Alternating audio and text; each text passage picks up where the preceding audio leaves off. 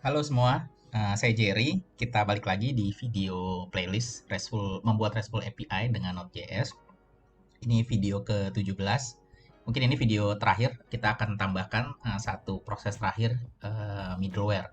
Middleware ini fungsinya buat apa sih? Nanti kita akan bahas di video kali ini. Ya, di video kali ini kita akan bahas middleware di Node.js. Middleware bisa kita manfaatkan untuk apa sih gitu ya? Ada banyak sebenarnya kita bisa manfaatkan middleware, tapi untuk di video kali ini kita akan manfaatkan middleware ini untuk memproteksi routers kita gitu ya. Jadi kalau sebelumnya nih di routes kita seperti di sini, kalau kita panggil API get ini, otomatis nanti langsung Node.js-nya akan jalankan controller kita yang ini gitu ya. Kalau kita mau get ID juga dia akan langsung jalankan controller kita yang ini. Atau kita post data, edit data, patch data, dan delete data, dia langsung menjalankannya nih. Tapi kan nanti di aplikasi kita nggak mau semua orang bisa melakukan post data, edit data, atau delete data gitu ya. Atau mungkin cuma user-user tertentu saja yang boleh membaca data nih, get data by ID atau keseluruhan data. Nah ini yang mau kita proteksi dengan middleware. Jadi nanti kita akan tambahkan di sini satu middleware-nya. Kemudian sebelum kita jalankan proses ini, di sini ada satu proses di tengah yang jadi apa ya? Jadi ya middleware. Jadi di tengah-tengahnya dia sebelum ini dijalankan, dia jalankan ini dulu. Kalau proses ini sukses, baru dia akan jalankan controller yang kita tuju. Tapi kalau proses middleware-nya ini gagal, ya ini dia tidak akan masuk ke sini. Jadi ini kita bisa manfaatkan middleware untuk proses proteksi di sini. Nah, apa yang kita akan proteksi di sini? Nanti kita akan proteksi kalau di video sebelumnya usernya sudah otentikasinya sukses gitu ya, loginnya sudah sukses, kita akan generate token. Tokennya ini nanti kita akan manfaatkan untuk otorisasinya nih. Tokennya valid gak? Tokennya masih aktif gak? Nah, gitu ya. Nanti kalau misalnya dia aktif atau dia valid, baru dia akan jalankan proses selanjutnya. Tapi kalau tokennya tidak valid atau tidak aktif, atau bahkan tidak dikirim, tidak ada tokennya untuk melakukan proses yang dia minta, sistemnya akan menolak gitu ya, akan reject lah request yang diterima. Ya, jadi kira-kira seperti itu pemanfaatan middleware pada video yang akan kita bahas kali ini. Oke, sekarang kita akan coba bikin middleware kita. Nah, middleware kita saya akan kumpulin aja di satu folder. Di luar aja ya, di sini kita bikin satu folder baru namanya middleware gitu ya. Sorry, pakai middleware. Nah, di sini kita bikin semua, kita kumpulin nih middleware yang kita bikin, kita taruh di sini. Saya tambahkan satu dulu. Ini untuk autentikasi ya, autentikasi auth.js gitu. Oke, nah di sini baru kita bikin function-function untuk otorisasinya, untuk autentikasinya. Out gitu ya. Kemudian ini dia ada proses gini responnya apa? Request dulu. Respon, kemudian next. Oke. Ini request yang dikirimkan apa, kemudian nanti prosesnya setelah selesai apa. Kalau kita masih ini next untuk melakukan ke next prosesnya gitu ya, kita akan panggil nextnya. Kemudian di sini kita cek dulu nih, kita bikin satu variabel apa ya, header atau header deh, authentication yang dikirimkan lewat header. Jadi JSON-nya tadi nanti akan kita kirimkan melalui header dan kita baca di sini. Kita baca dari request-nya, kemudian kita baca headers-nya. Oke, kemudian kita baca authorization-nya. Authorization. Oke, nah dari sini kita cek dulu nih. If kalau dikirimkan si pemanggilnya mengirimkan header, ini berarti oke, kita akan masuk ke blok ini. Jika ada header session yang dikirimkan, itu ya. Kalau nggak ada, ya ini berarti dia nggak ngirimin tokennya nih. Kalau nggak ngirimin tokennya, langsung kita return false saja. Return, kita ini responnya sama dengan apa ya? Status 401 deh, 401. Kemudian JSON, kita kirim responnya dalam bentuk JSON, apa message saja lah, message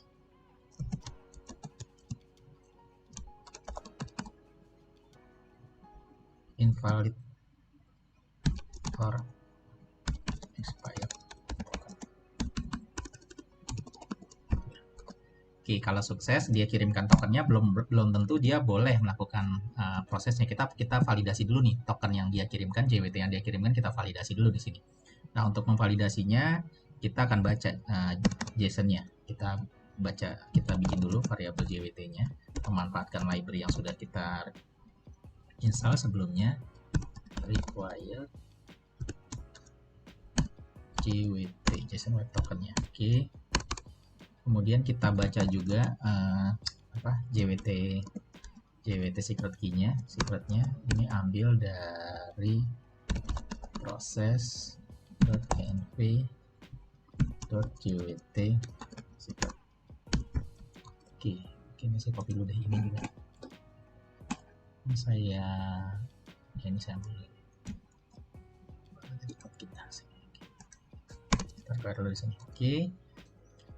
Ya, sampai di sini kalau sudah dikirimkan, ada token yang dikirimkan di dalam headernya, kita akan validasi dulu nih tokennya.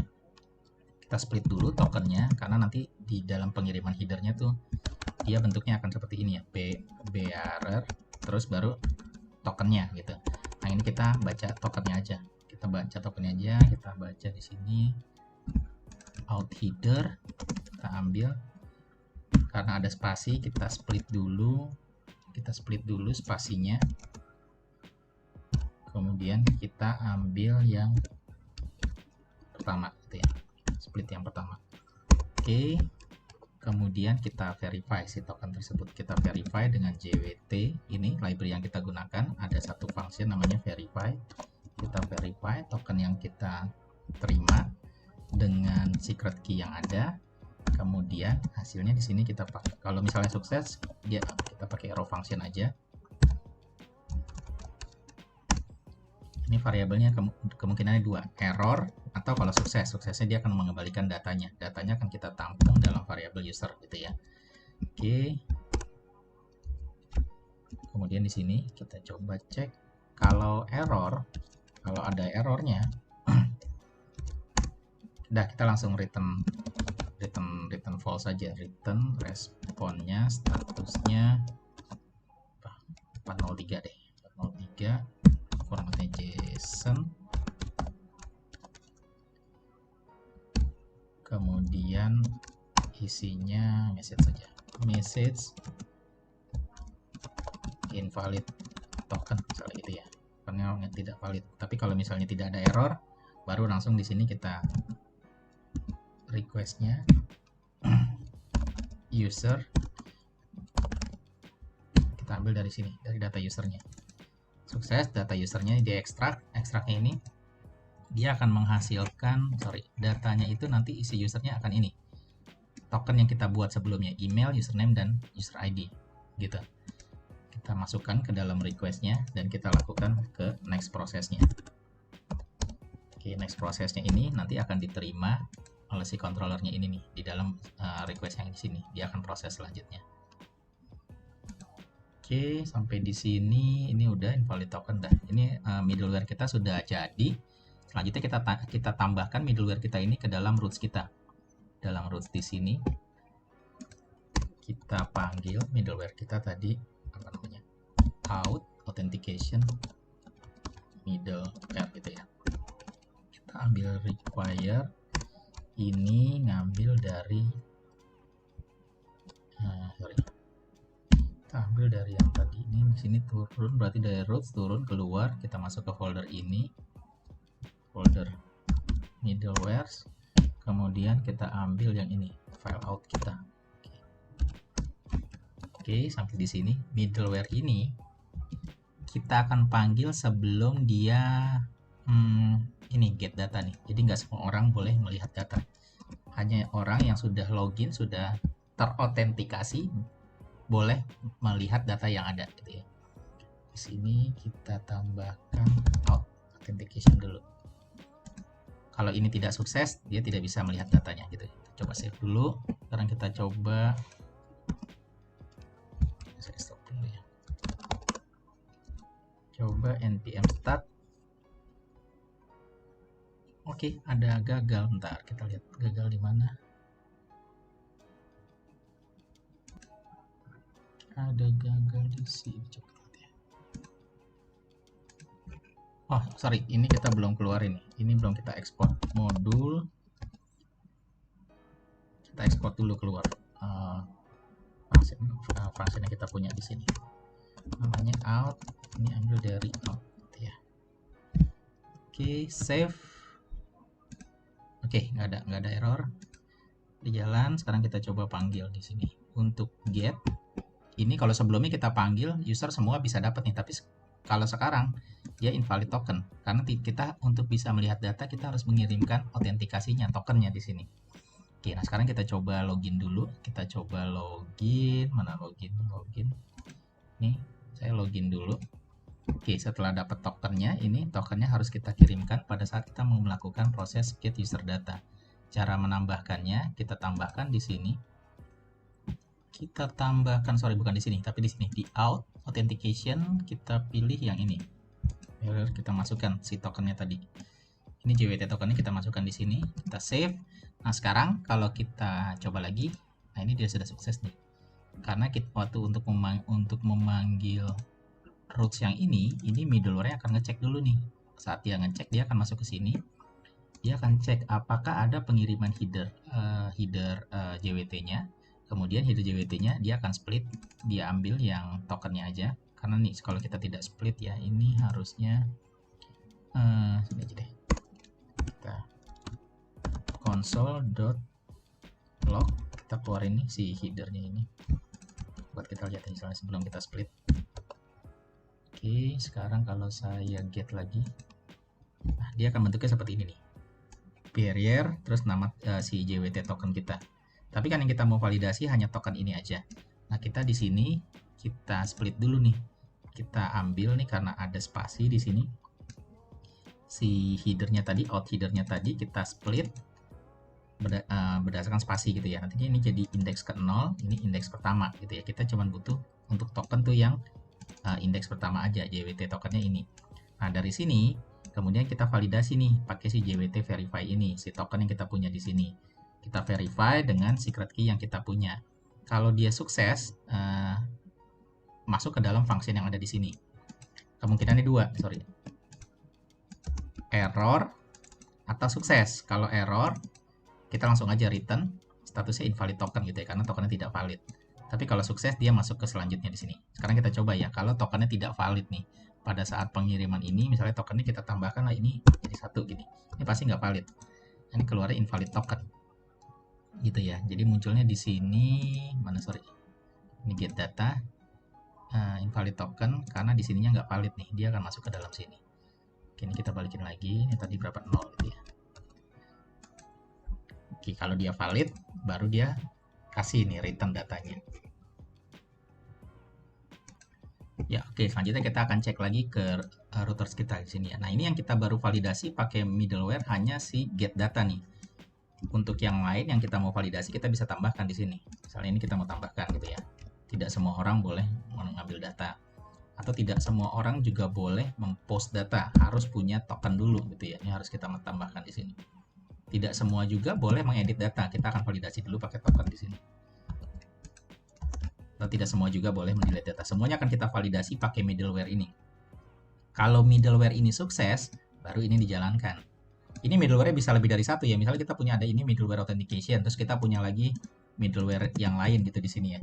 Ini akan bisa panjang nih. Makanya di sini pada saat kita bikin middleware, kita lihat ya.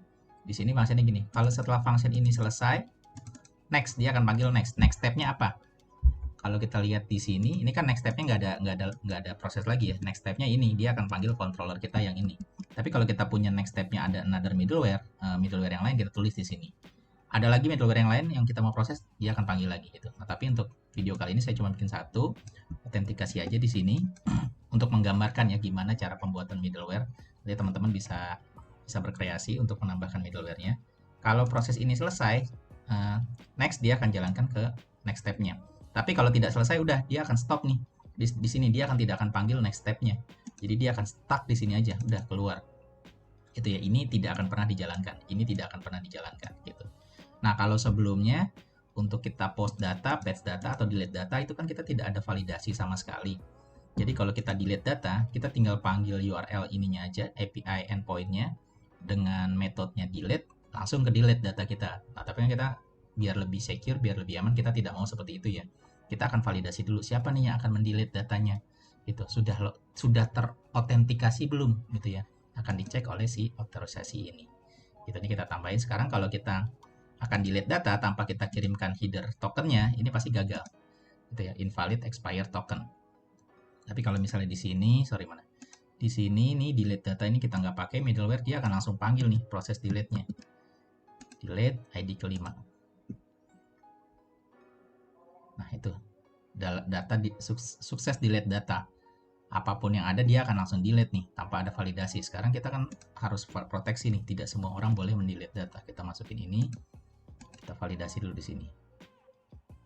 Oke, nah ini nggak bisa, gagal karena tidak mengirimkan token. Kita harus mengirimkan token di sini.